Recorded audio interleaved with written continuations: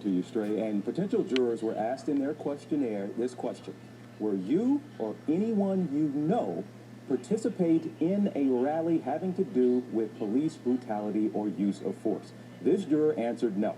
The photo of him was him at a rally that was specifically called the Get Your Knee Off Our Necks March. That has raised questions now about impartiality, and now the attorneys for Derek Chauvin are saying that trial that we all watched live wasn't a fair one. Derek Chauvin wants a new trial. The legal team for the convicted murderer made the request in a court motion, saying Chauvin, convicted last month in the killing of George Floyd, did not get a fair trial, citing multiple grounds, including jury misconduct.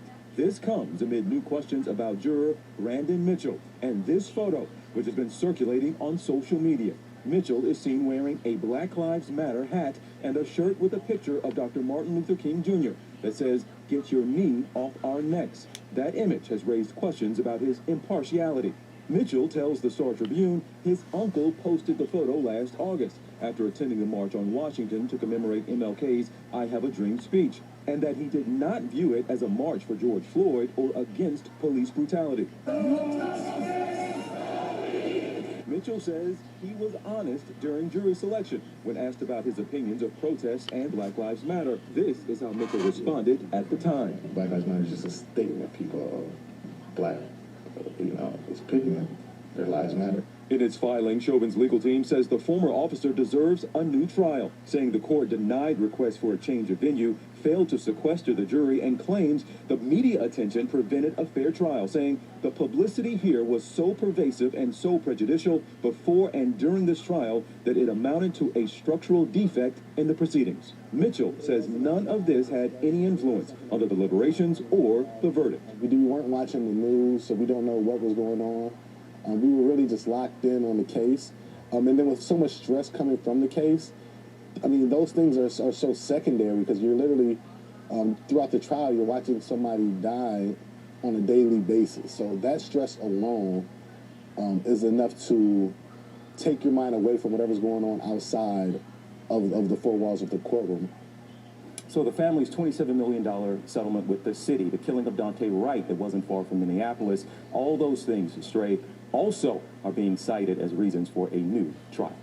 All right, thank you, TJ. And let's bring in ABC's News Chief Legal Analyst Dan Abrams, along with Shauna Lloyd, Managing Partner of the Cochran firm. Thank you both for joining us this morning. Dan, I want to start with you. And I just want to ask, could this photo, the juror's presence at that rally, could that help Chauvin's defense on appeal? Well, it certainly could help their argument that there was this pervasive sense out there of what the verdict ought to be, that it was a foregone conclusion and that he couldn't get a fair trial. But specifically on this issue, the legal question is going to be, did he lie?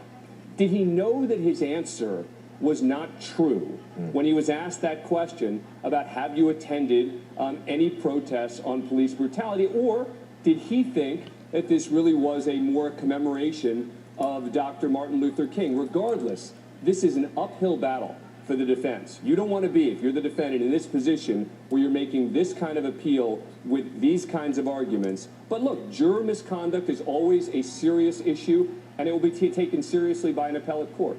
And Shauna, how significant do you think this is?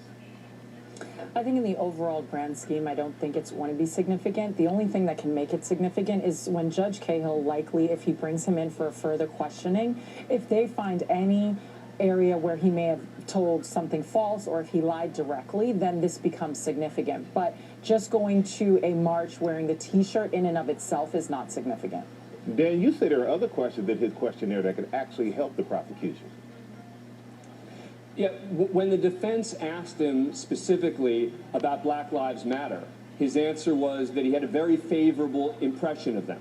That's important, because if he had said, no, I'm neutral or I have no position on it, and then this T-shirt had appeared, that could seem to show that he lied. But the fact that he said he had a very favorable impression supports his position that he was trying to tell the court the truth.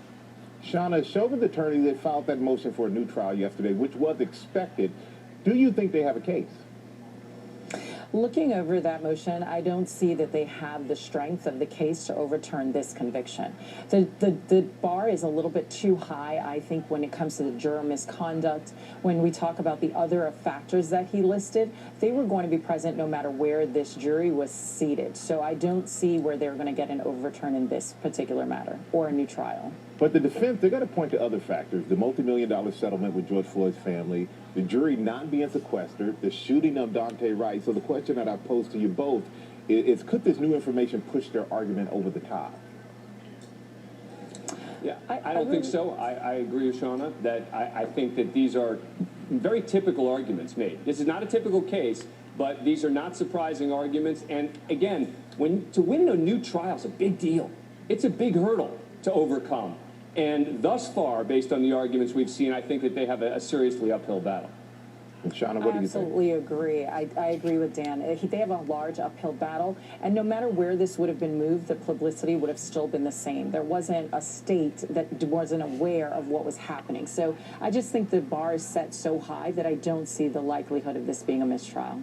All right, Shauna Lloyd, Dan